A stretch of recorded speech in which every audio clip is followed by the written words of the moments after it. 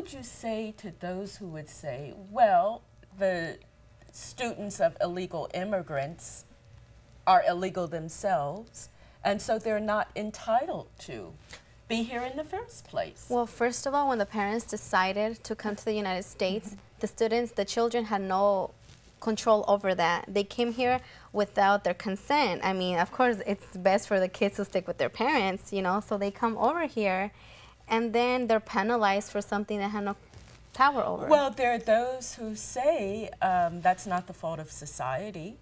If they didn't choose to be here, they could always go someplace else. I could say it as a human being, whatever I have to do to improve my family's well-being, to put food on their table, I will do it. And I think anybody else that would be in my parents' shoes would do it too. Well, what would you say if people said, well, why don't you apply for citizenship and do it the right way instead of applying for something that's where you need to be an American citizen as a requirement? It is a lot stricter now ever since September 11th. And even before and that. now, you know, the cost of getting your papers are more expensive. You got to go through a lot of processes. And then not just that, but years of waiting. You got to get on a waiting list now.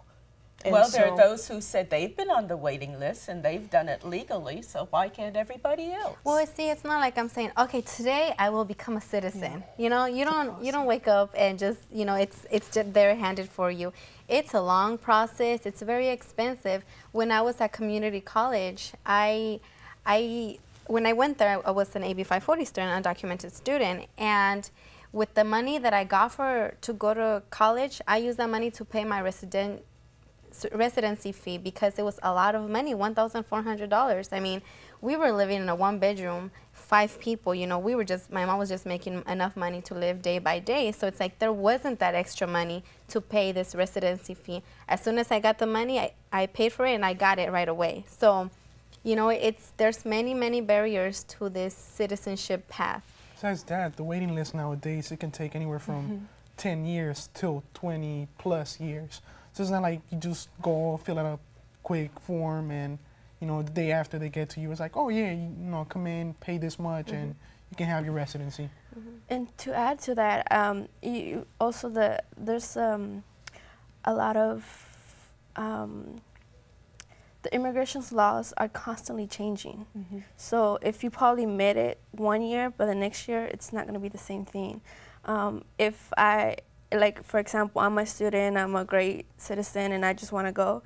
They don't care what I've done. I'll get deported. And all the deportation that is happening right now is because they're doing it the right way, and they get denied.